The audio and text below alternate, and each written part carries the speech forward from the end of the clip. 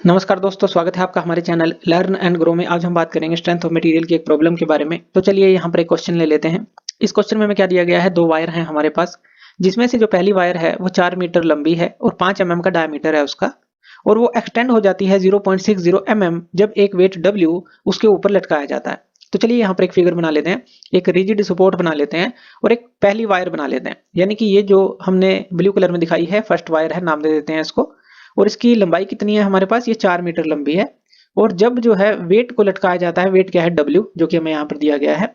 जब वेट को इसके ऊपर लटकाया जाता है तो इसकी जो एक्सटेंशन है इसके अंदर 0.60 mm आ जाती है। और if the same weight is suspended from the second wire, अब एक दूसरी वायर भी है हमारे पास। अगर सेम वेट यानी कि W को ही दूसरी वायर से भी लटकाया जाए, जो कि दूसरे मटेरियल की बनी हुई वायर है, डिफरेंट मटेरियल की, जिसकी लंबाई 3.5 मीटर लॉन्ग है और 2 mm डायमीटर है। यानी कि ये वायर जो है थोड़ी छोटी है इससे, और इसकी जो लंबाई है वो कितनी है, 3.5 मीटर। और इसके भी अगर हम ये कहें कि सेम वेट लटकाया जाए तो क्या होता है, 2 mm डायमीटर है इसका, तो ये एलोंगेट होती है 5.5 mm। यानी कि ये 0.60 mm एलोंगेट हुई थी जब W वेट को लटकाया था। W कुछ भी मान सकते हैं, मान लीजिए 10 kg लटकाया तो इतनी हुई ये, और उसी 10 kg के साथ ये जो है 5.5 mm हुई। तो एग्जाम्पल के तौर पे हम लें अगर, तो यानी कि वेट सेम है दोनों वायर पे। तो हमें क्या बताना है, मॉडुलस ऑफ इलास्टिसिटी बतानी है सेकंड वायर की, यानी कि इस वायर की, सेकंड वायर की, इसको हम नाम दे रहे हैं सेकंड, यानी कि 2 नंबर दे देते हैं इसको। तो सेकंड वायर की जो मॉडुलस ऑफ इलास्टिसिटी हमें निकालनी है, if the first wire has modulus of elasticity, first wire की मॉडुलस ऑफ इलास्टिसिटी हमें दी गई है। तो चलिए पहले तो कुछ बेसिक यहाँ पर क्लियर कर लेते हैं। जो यंग मॉडुलस होता है, जो कि हम ये निकालने की बात कर रहे हैं, जो यंग मॉडुलस होता है ये होता क्या है, ये मेजर होता है मटेरियल स्टिफनेस। यानी कि जैसे ये वायर है अलग मटेरियल की, ये वायर है अलग मटेरियल की, कितनी स्टिफ है वो, तो इस चीज का मेजर, या फिर रेजिस्टेंस टू डिफॉर्मेशन कह सकते हैं, उस चीज का मेजर होता है यंग मॉडुलस। और इसको हम स्ट्रेस बाय स्ट्रेन लिखते हैं। यानी कि यंग मॉडुलस का अगर फॉर्मूला देखें, स्ट्रेस बाय स्ट्रेन, इस तरह से हम इसको दर्शाते हैं। तो इतना क्लियर हो गया। अब स्ट्रेस जो होता है सिग्मा, इसका भी फॉर्मूला हमें पता है। ये क्या होता है, फोर्स पर यूनिट एरिया, इसको हम P/A या F/A दिखा देते हैं। उसके बाद जो स्ट्रेन होता है उसका फॉर्मूला क्या होता है, change in length bye original length. तो ये सारे फॉर्मूले यहाँ पर यूज हम करेंगे।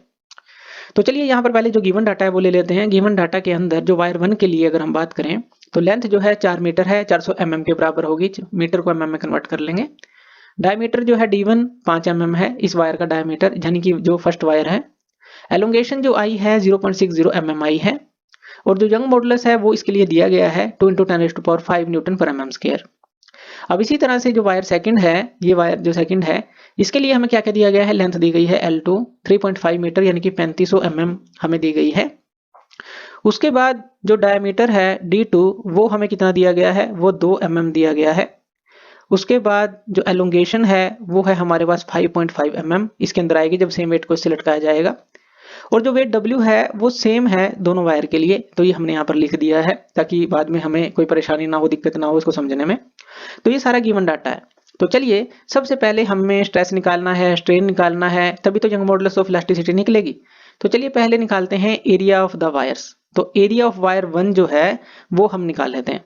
इसका फॉर्मूला हमारे पास क्या रहेगा, π/4 D1 का स्क्वायर, यही रहेगा। π/4 और D1 कितना है हमारे पास, यानी कि फर्स्ट वायर के लिए जो हमारे पास D1 है वो 5 mm है। तो ये चीज हो गई। तो यहाँ पर जो डायमीटर है वो कितना लेंगे हम, वो 5 लेंगे, तो 5 का स्क्वायर आ जाएगा। और यहाँ पर जब हम इसको सॉल्व करेंगे तो ये आ जाएगा हमारे पास 19.635 mm का स्क्वायर। तो ये आ गया एरिया जो वायर 1 का है। इसी तरह से जो एरिया है वायर 2 के लिए हम निकाल लेंगे। तो यहाँ पर ये क्या आ जाएगा, π/4 D2 का स्क्वायर। अब D2 क्या है, 2 mm है, 2 है उसकी वैल्यू, तो π/4 इंटू 2 का स्क्वायर ये आ जाएगा। और यहाँ पर यानी कि यहाँ पे कैंसिल आउट हो जाएगा, पाई की ही वैल्यू बचेगी एक तरह से, तो ये आ जाएगी 3.1416 के करीब mm स्क्वायर, ये आ जाएगी। तो ये आ गया एरिया ऑफ वायर 2। अब हमें निकालना है स्ट्रेस और स्ट्रेन। तो पहले स्ट्रेन निकाल लेते हैं, क्योंकि चेंज इन लेंथ भी है हमारे पास और ओरिजिनल लेंथ भी है। स्ट्रेन के लिए हमें दो ही चीजें चाहिए, और जो चेंज इन लेंथ है ओरिजिनल लेंथ, इसमें भी change in length original length. तो यहाँ पर स्ट्रेन हम निकाल लेते हैं पहले। तो यहाँ पर निकाल लेते हैं स्ट्रेन इन वायर्स। तो स्ट्रेन इन वायर 1 जो होगी वो हमारे पास क्या होगी, तो इसको हम क्या लिखेंगे, जो चेंज इन लेंथ है यानी कि डेल L1 कह दें, और ओरिजिनल लेंथ है L1, तो ये होगी डेल L1 हमारे पास कितनी है, यानी कि जो फर्स्ट वायर के लिए है 0.60 mm की एलोंगेशन थी, और जो लेंथ थी L1 वो कितनी थी, 4 मीटर, यानी कि 4000 mm ये हो गई। यूनिट तो इसकी आएगी नहीं स्ट्रेन की, क्योंकि जो स्ट्रेन है यूनिट लेस होगी, क्योंकि ऊपर भी लेंथ है नीचे भी लेंथ है, तो यूनिट्स यहाँ पर नहीं आएंगी। और जब हम इसको सोल्व करेंगे तो ये आ जाएगा हमारे पास 1.5 इंटू 10⁻⁻⁻⁴ तो ये वैल्यू आ गई। इसी तरह से जो स्ट्रेन इन वायर 2 रहेगी तो वो हमारे पास क्या रहेगी, वो हम यहाँ पर लिख लेते हैं। तो यहाँ पर ये आ जाएगा डेल L2/L2, यानी कि चेंज इन लेंथ जो है सेकंड वायर की वो कितनी आई थी, एलोंगेशन कितनी आई थी, यानी कि वो आई थी 5.5 mm, और उसकी लेंथ कितनी थी सेकंड वायर की 3500 mm। तो ये आपके ध्यान होगी, आप ये डाटा जो है रखिए अपने पास। देखिए ये तो ही हमारे पास लेंथ और ये चेंज इन लेंथ आई थी जब हमने सेम वेट को यहाँ पर लगाया था। तो ये हो गया। अब यहाँ पर भी जो यूनिट इसकी नहीं आएगी स्ट्रेन की, तो यहाँ पर जब हम इसको सोल्व करेंगे तो वो हमारे पास क्या आ जाएगा, वो आ जाएगा लगभग 1.5714 इंटू 10⁻⁻3। तो ये हमने स्ट्रेन निकाला वायर्स के लिए। अब जो स्ट्रेस है वो हम निकालते हैं। तो स्ट्रेस जो है पहले वायर 1 के लिए हम निकालते हैं। स्ट्रेस क्या होगा, ये हमारा होगा जैसे हमने यंग मॉडुलस का फॉर्मूला देखा था स्ट्रेस बाय स्ट्रेन, तो वहां से स्ट्रेस निकालेंगे, यानी कि जो यंग मॉडुलस है इनटू स्ट्रेन। तो फर्स्ट वायर के लिए निकालेंगे क्योंकि दोनों चीजें हैं हमारे पास, E1 की वैल्यू है हमारे पास, E1 की वैल्यू तो है लेकिन E2 की वैल्यू नहीं है, इसीलिए हम क्या कर रहे हैं, जो स्ट्रेस है वायर 1 के अंदर पहले निकाल रहे हैं। तो यहाँ पर जो E1 है हमारे पास वो कितना है, 2 इंटू 10⁵ न्यूटन पर mm², यही है। इसको हम किससे मल्टीप्लाई कर रहे हैं, जो स्ट्रेन आई है यानी कि ये जो है वायर 1 में 1.5 इंटू 10⁻⁻⁴ से, और ये आ जाएगा हमारे पास स्ट्रेस इन वायर 1 जो कि होगा हमारे पास लगभग 30 न्यूटन पर mm² के बराबर पर mm²। तो ये आ गया स्ट्रेस इन वायर 1। इतना क्लियर है, ये हमारे पास आ गया। अब हमें क्या करना है, जो वेट अप्लाइड है यानी कि W निकालना है। अगर हम W निकाल लेंगे तो यंग मॉडुलस हम निकाल सकते हैं दूसरी वायर के लिए। तो वो कैसे, चलिए इसको समझते हैं। तो सबसे पहले जो वेट अप्लाई होगा यानी कि उसको हम निकालेंगे, यहाँ पर स्ट्रेस जो होता है फोर्स बाय एरिया, और फोर्स वेट की ही बात कर रहे हैं, तो फोर्स क्या हो जाएगा यहाँ से, stress into area, stress into area, यही चीज होगी। तो फोर्स जो है वो क्या हो जाएगा, यानी कि जो W हो जाएगा σ1 इंटू A1। अब σ1 हमारे पास है यानी कि ये हमने निकाला, ये कितना है 30, तो 30 हमने ले लिया न्यूटन पर mm², यही है हमारे पास, इंटू उसके बाद जो एरिया है A1 ये भी है हमारे पास, ये जो है 19.635 ये किसमें है, mm² में। अब ये देखिए mm² कैंसल आउट हो जाएगा और ये न्यूटन में आ जाएगा।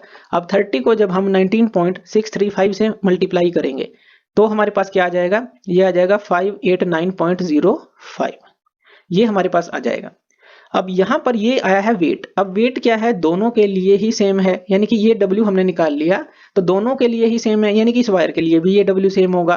तो यहाँ पर लिख देते हैं कि जो वेट अप्लाइड है बोथ वायर पे सेम है, तो force on wire 2 is also 589.05 Newton. अब ये न्यूटन में है तो यहाँ पर ये सेकंड वायर के लिए भी तो सेम होगा। अब यहाँ पर हमने W को निकाल लिया, यानी कि एक तरह से फोर्स को निकाल लिया सेकंड वायर के लिए। अब स्ट्रेस को भी निकाल सकते हैं सेकंड वायर के। अब जो स्ट्रेस होगा सेकंड वायर में वो क्या होगा, तो यहाँ पर जो स्ट्रेस इन वायर सेकंड होगा σ2, तो वो क्या होगा, वो हम लेते हैं W/A2 यही होगा, यानी कि फोर्स बाय एरिया होता है। तो यहाँ पर ये फोर्स क्या है, यानी कि जो वेट है W और A2, तो यहाँ से हम निकाल सकते हैं। अब W हमारे पास क्या है 589.05, ये सेकंड वायर के लिए हमने निकाला, ये यही है, दोनों के लिए सेम है। A2 है हमारे पास 3.1416, यहाँ पर लिख लेते हैं 3.1416, ये किसमें, mm² में। तो यहाँ पर जब हम इसको सोल्व करेंगे तो यहाँ पर ये आ जाएगा स्ट्रेस लगभग जो है 187.5 के लगभग आ जाएगा न्यूटन पर mm²। तो इतना जो है स्ट्रेस आ गया सेकंड वायर में। अब यंग मॉडुलस को हम आसानी से निकाल सकते हैं, उसका फॉर्मूला हमें पता ही है, ये होता है σ2/E2, यानी कि जो स्ट्रेस बाय स्ट्रेन है, यही होता है फॉर्मूला। तो यहाँ पर जो σ2 की वैल्यू है वो हमें पुट करनी है। σ2 हमारे पास क्या है, जो अभी हमने निकाला 187.5 किसमें, न्यूटन पर mm² में, और डिवाइड में जो स्ट्रेन है वो हम निकाल चुके थे, तो वो क्या थी हमारे पास 1.5714 इंटू 10⁻⁻3, यही थी। अब हम इसको जब इससे डिवाइड करेंगे तो हमारे पास क्या आ जाएगा, तो ये हमारे पास आ जाएगा, जब इसको हम सोल्व करेंगे ये आ जाएगा लगभग 119,320.351, इस तरह से ये आएगा हमारे पास। अब इसको जो है फर्दर हम जो है आगे इसको छोटा करके लिख लेंगे और ये किस में आएगा, न्यूटन पर mm² में आएगा, क्योंकि ये न्यूटन पर mm स्क्वायर है। इसको जो है थोड़ा छोटा करके लिख लेंगे, इस पॉइंट को आगे ले लेते हैं, 1 2 3 4 5 यहाँ पर ले लेते हैं। तो यहाँ पर ये 1.193 आ जाएगा और 5 पॉइंट हम आगे लेकर गए हैं, यानी कि 10⁵ हो जाएगा न्यूटन पर mm का स्क्वायर। तो इस तरह से ये सोल्व होगा हमारा यंग मॉडुलस अगर हम सेकंड वायर के लिए निकालना चाहते हैं। तो थैंक यू वीडियो देखने के लिए, और इसी तरह की वीडियोस के लिए आप हमारे चैनल लर्न एंड ग्रो पे हमें सब्सक्राइब कर सकते हैं। धन्यवाद।